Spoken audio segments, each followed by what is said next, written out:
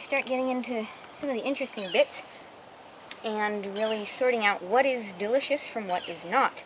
One of the things that is not delicious, besides the smell of burned feathers, is this little bumpy gland and nozzle right there above her tail. And birds have this as a little oil gland, and if I squeeze it, this kind of yellow oil comes out, and that's where they get oil to rub on their feathers. The yellow oil does not taste really good. I just kind of cut down to the spine and kind of scoop up that gland. Yep. You can see part of it left down there on either side of the spine. It's this yellow spongy material. This is fat. That's delicious. This, not so much. So I'll just kind of cut out some more of that gland there. Oop. Great. There we go. Into the compost bucket. And these feet, chicken feet, are delicious in their own way, but they're kind of crusty, so I want to get those off of there. I just feel where the joint is and cut it, and you can see her toes relax as I cut the tendons. Point. Put that back. We'll see. I'll put the chicken feet on the ground. They have an important use in the stock pot, but I've got to clean them up first. Like that. Okie doke. Chicken necks, also wonderful things, but we want to kind of get them out of here. I'm going to slit the skin. Zip.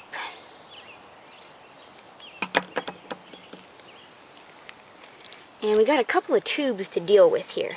We have the trachea, the windpipe, which kind of feels like a plastic straw. It's fairly stiff. And then we have this tube, the esophagus, which is where all the food comes in. And my goal here is to remove the digestive tract in one piece. So I'm going to start at this end by loosening it up. There's this bag here. You can see some of the remains of her food. She's been eating little blades of grass out in the pasture. And I'm going to loosen that up. It's fairly tough. When I first started butchering chickens, I was like worried about hurting them, and then I realized that I could actually really, it takes a lot of effort to take a creature apart. We're fairly well built. So, great, now that is loosened up. I'll reach down, loosen up around that tube, and now I will go in from the other end. This is the dangerous end. We definitely want to avoid chicken poop on stuff. I didn't keep her confined away from food for too long, so she may have chicken poop in her. Usually when I do butcher meat chickens, I withhold their food for a good 24 hours ahead of time. Then there's just less chicken poop to deal with. So birds have just one all-purpose exit here, so I gotta deal carefully with her digestive tract and her oviduct, which are probably in there. And I feel the bones, so this is kind of where her ribs go. So I have all this area to kind of cut around this hole here. Usually pinch the skin, cut in through all that beautiful yellow fat, and I can kind of cut up the side a bit. Give me a little more room.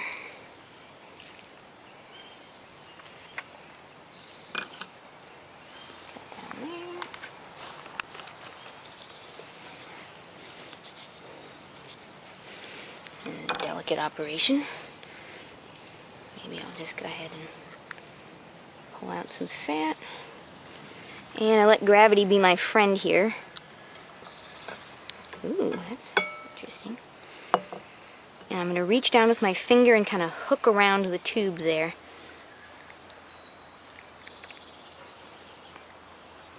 I don't know what all this yellow stuff is.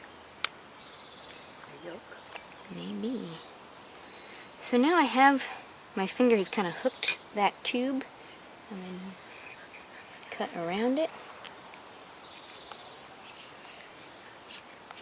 Alright, it's free. And I'm going to reach in and carefully scoop out along her back. all the connective tissue. And it looks like there's something up with her ovaries, which may be why she wasn't laying eggs.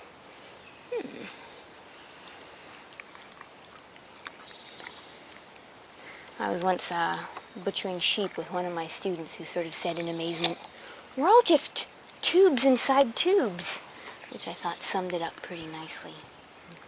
I'm feeling for her gizzard. There it is. I'll loosen up everything I can.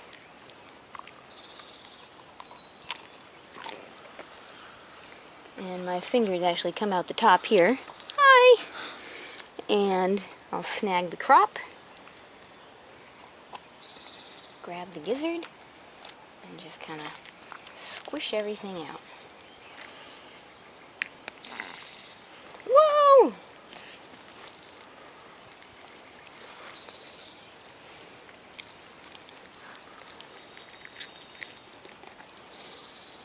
This is somewhat inelegant, but here we go.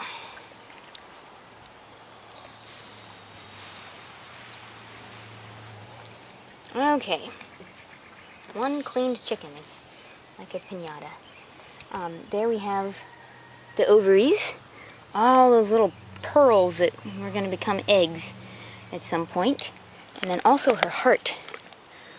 Here's the heart. It's very firm. I do a lot of by feel in there, and so knowing the texture of your organs can be important. Heart goes into the plate for the soup stock.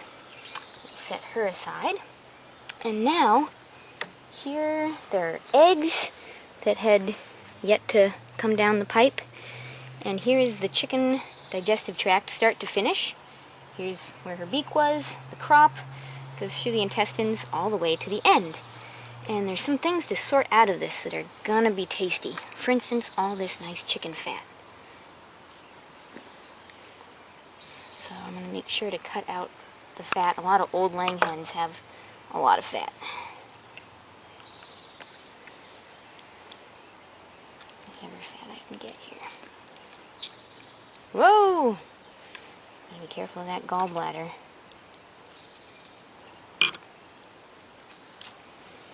Okay, that's to rinse and put in the soup. So there's this ball in here. It kind of feels like a golf ball. It's pretty hard, and here it's encased in fat. But that is the gizzard, and that's of interest to me. This pulpy mass is the liver. Your liver does not look so hot. Usually it's sort of darker red, and I save them when they look good. This little green bag here is the gallbladder, and that's one of the main things to look out for when you are butchering an animal to eat. The gallbladder is filled with bile. It is bright green, and it's disgusting. See how bright green it is? So now you turn loose all the disgusting. I know, but it's on this lower end of the table. I just want to show you how green it is. And if that gets on the meat, it's really hard to rinse out. It's just gross. So the gallbladder is attached to the liver, and then I also don't want to puncture the intestines. But I'm going to cut free the gizzard.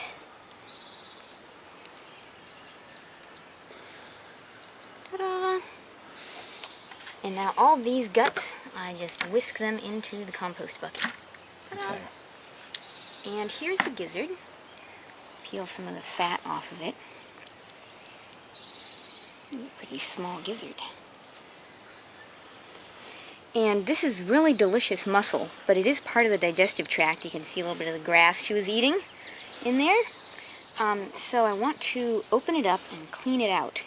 And I do that just by cutting gently down the side.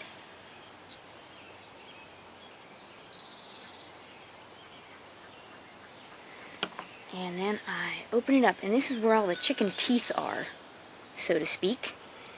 All these rocks, little pieces of glass, little rocks that she uses to grind her food when this muscle, this really strong muscle, contracts.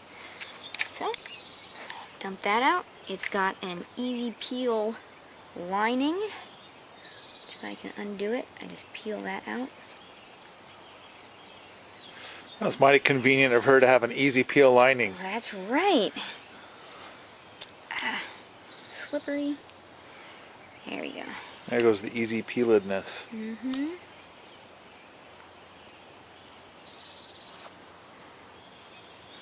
Alright, so this mussel is just beautiful, and again, that's something that I rinse out and put into the stock pot.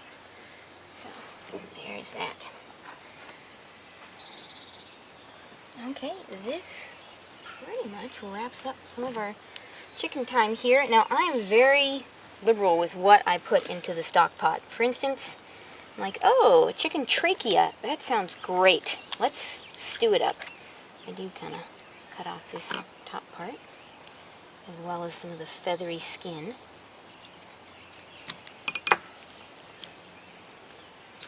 But I will rinse her out with the hose. Actually, let me get these ovaries out of there.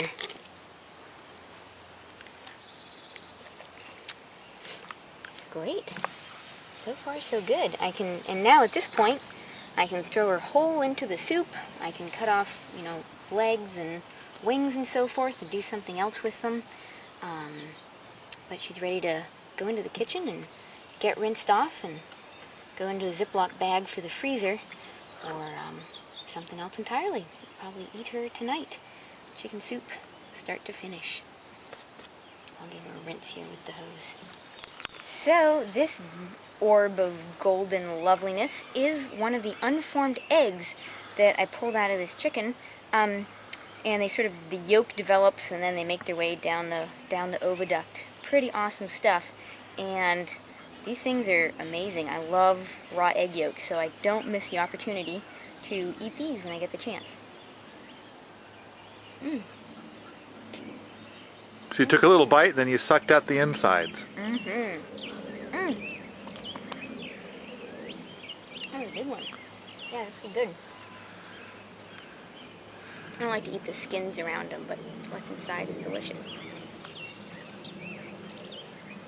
They're like little juice boxes. Mm-hmm. Very convenient. Pretty good. Never, ever throw away chicken feet. These things are precious. They just make amazing soup stock. And I used to sit here with a toothbrush and try and clean them off with a toothpick until my grandmother said, "Alexia, that's crazy. Just dunk them in boiling water for, I don't know, 30 seconds or so. Woo! And, Yeah, that water's boiling, you know. yeah, and snag them. And then just peel off the skin and the scales. Piece of cake. You can even twist the outer nails off. And then you'll have this beautiful clean chicken foot. And you can put that in the soup stock and it just cooks down and releases huge quantities of really delicious gelatin. This is why my chicken stock, I can slice it when it's cold, because I always throw in a bunch of chicken feet.